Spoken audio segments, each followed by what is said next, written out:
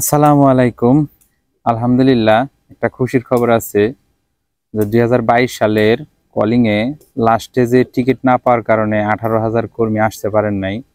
তো তাদেরকে সুযোগ দিছে মালয়েশিয়ার সরকার যে তাদেরকে কনস্ট্রাকশন অ্যান্ড ট্যুরিজম খাতে তাদেরকে কাজ দিবে।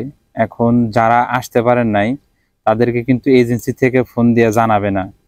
আমি কালকে আমার আপন ফুফাতো ভাইকে ফোন দিয়েছিলাম। সেও ২০২২ সালের কলিং আসতে লেগে লাস্ট পর্যন্ত আসতে পারে নাই। তো সে আমাকে বলতেছে যে এজেন্সি থেকে তো আমাকে এখনো কিছু বলে নাই। তো দেখেন, এজেন্সি থেকে কিন্তু আপনাকে এখন আর কিছু বলবে না।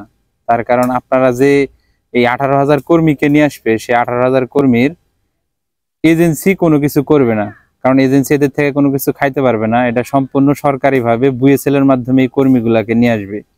তো যারা ২০২৩-২২ কলিং এ আসতে পারেন নাই, তারা খুব শীঘ্রই বুয়েসেলে যোগাযোগ করেন। আপনাদের কাছে যে ডকুমেন্টস গুলো আছে, অর্থাৎ কলিং পেপার বা মালয়েশিয়াতে আসতে সময় আপনার হয়তো বিমানের টিকিট কাটছে বা আপনার কাছে হয়তো ম্যান পাওয়ারের ফটোকপি আছে, সেই ডকুমেন্টস গুলা নিয়ে আপনি বুয়েসেলে যে যোগাযোগ করবেন যে আমি ২০২২ কলিং এ যাইতে লাগছিলাম, আমি যাইতে পারিনি। তাদেরকে একটা প্রুফ দেখাবেন। সেই প্রুফ দেখালে পারেই সেই প্রুফের মাধ্যমে আপনাদেরকে আবার সিস্টেম করে মালয়েশিয়াতে পাঠাবে।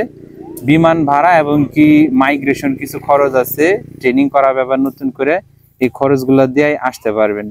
তবে যারা চিন্তা করতেছেন যে আপনারা যে এজেন্সির মাধ্যমে ২০২২ কলিং আসতে লাগছিলেন তারা আপনাকে ফোন দিবে, বিষয়টা আসলে এরকম না। আপনাকে নিজে যায় বুয়েসেলের মাধ্যমে যোগাযোগ করে আসতে হবে। তো ২০২৩ কলিং এ যে ১৭,০০০ বা ১৮,০০০ কর্মী আসতে লেগে আসতে পারেন নাই, সবগুলোকে কিন্তু নিয়ে আসবে না। কারণ এই ভিসাগুলা সম্পূর্ণ ফ্রি দিয়ে মালয়েশিয়াতে আপনাকে নিয়ে আসতে হবে। তো অনেক কোম্পানি আছে ফ্রি কিন্তু দিবে না। বাংলাদেশেও যেরকম দালাল এজেন্টেরা ওই টাকা খায়, মালয়েশিয়া তো ঠিক সেম প্রসেস। অনেক কোম্পানি আছে ফ্রি ভিসা ফ্রি দেয়, অনেক কোম্পানি আছে ওইখান থেকে আবার টাকা খায়। তো আমার মূল কথা হলো যে যারা ওই ১৭,০০০ বা ১৮,০০০ কর্মী আছেন, তাদের মধ্যে হয়তো ৪ থেকে ৫,০০০ কর্মীকে নিয়ে আসবে যে কোম্পানিগুলো অনিষ্ট আছে, যারা টাকা পয়সা খায় না, ফ্রি ভিসা দেয়, মানে ভিসার কোনো চার্জ নেয় না। তো তারাই আসতে পারবেন। তো খুব দ্রুততম আপনারা বুয়েসেলে যোগাযোগ করেন, যা বলবেন আপনার ডকুমেন্টসগুলো দেখাবেন, আপনি যে আসতে পারেন নাই সেটার প্রুফটা দেখাবেন। কারণ সবাই তো যা বলতে পারে যে আমি যাইতে পারি নাই, আমি যাইতে পারি নাই।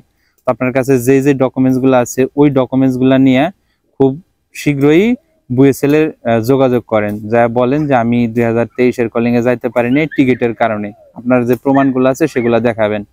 তো এই ভিসায় ২০২৩ কলিং এ যারা আসতে পারেন নাই, ফ্লাইট মিস করছেন বা বন্ধ করে দেওয়ার কারণে আসতে পারেন নাই, যাদের প্রসেসিং সব হয়ে গেছিল, এই ভিসাতে সর্বোচ্চ ১ থেকে ১.৫ লাখ টাকা খরচ হবে।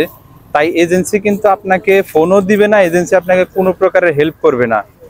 যারা আসতে চান তারা বুয়েসেলে যোগাযোগ করেন। বুয়েসেলের মাধ্যমে ইনশাল্লাহ আসতে পারবেন খুবই অল্প খরচে। খুব ইমিডিয়েটলি ইমার্জেন্সি বুয়েসেলে যোগাযোগ করেন, যে প্রমাণগুলো আছে সেই ডকুমেন্টসগুলো নিয়ে যোগাযোগ করলে ইনশাল্লাহ আসতে পারবেন।